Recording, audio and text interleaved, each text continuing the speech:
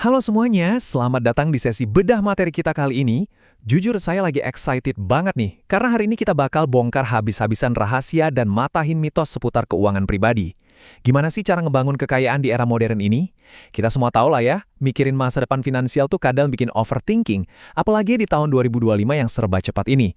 Tapi tenang aja, karena dari data, riset, dan panduan praktis yang udah kita kumpulin, kita bakal susun roadmap alias peta jalan yang super jelas. Yuk kita ubah rasa cemas itu jadi optimisme finansial. Anggap aja saya ini teman diskusi kamu hari ini. Agenda kita cukup padat, tapi dijamin seru. Pertama, era baru keuangan pemuda. Kedua, mitos modal investasi besar. Ketiga, modal dari lahir ke atas. Keempat, manajemen risiko untuk pemula. Dan kelima, modal karir konten kreator. Langsung aja kita mulai. Sebelum kita bahas teknisnya, coba deh kita mikir sejenak. Sebenarnya, apa sih yang benar-benar dibutuhin buat menjamin kesejahteraan finansial kita di tahun 2025? Apakah harus punya gaji 2 digit, warisan selangit, atau murni keberuntungan? Percaya nggak?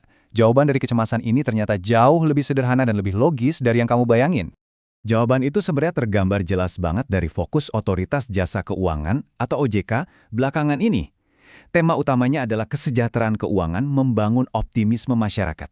Negara kita lagi gencar banget dorong literasi keuangan buat siapa aja, mulai dari pelajar, pekerja, sampai pengusaha kecil.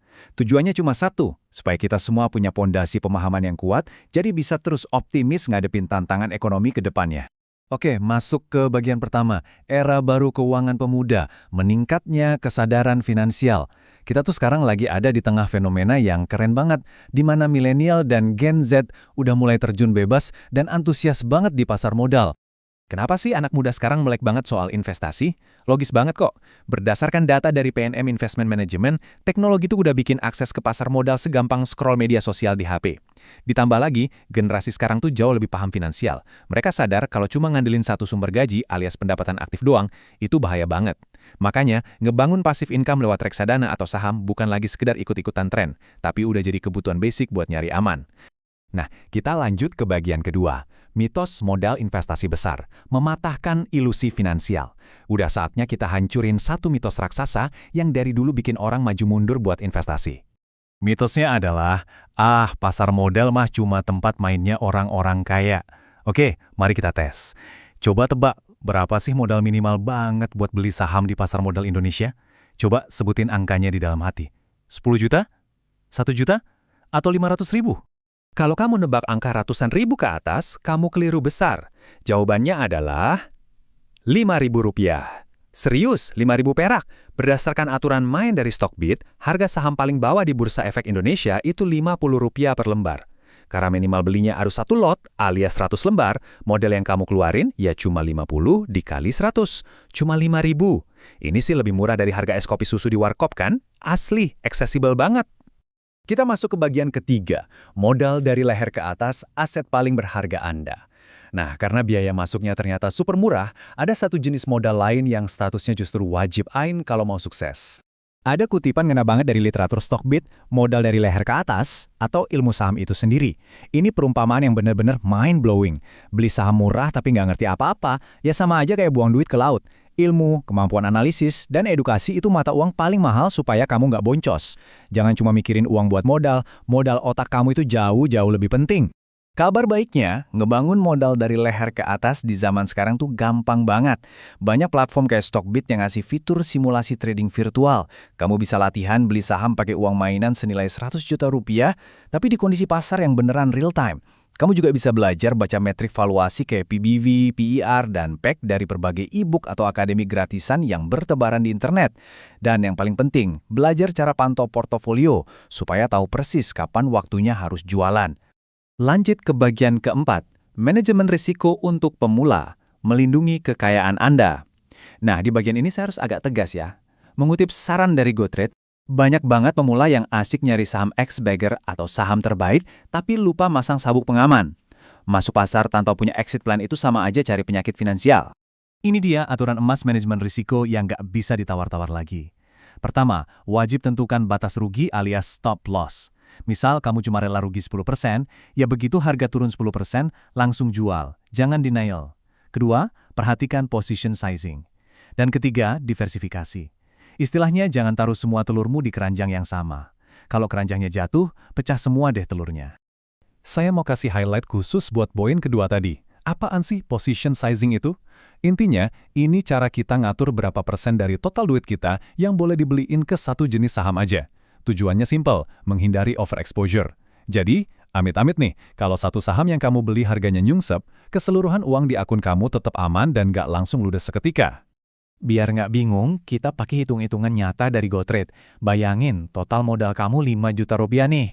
Kamu bikin aturan sendiri, oke, resiko maksimal tiap transaksi cuma 2%, alias Rp100.000. Terus, batas stop loss dipatok di angka 8%. Dari hitungan itu, berarti maksimal uang yang boleh kamu belanjain buat satu saham adalah 1,25 juta rupiah aja. Matematika sederhana ini tuh penting banget guys.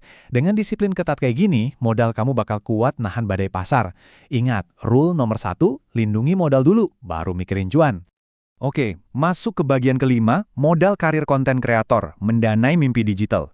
Kita udah ngomongin passive income di pasar modal. Sekarang, gimana kalau kamu mau investasi ke diri sendiri buat bikin bisnis aktif yang kekinian?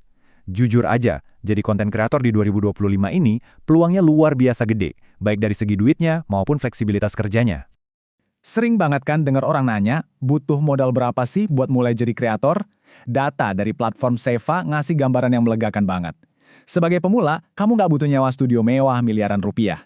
Lihat aja, dengan modal kisaran 1-3 juta, kamu udah bisa jalan. Pakai smartphone HD yang kamu pegang sekarang, beli tripod atau ring light murah, dan edit pakai aplikasi gratisan.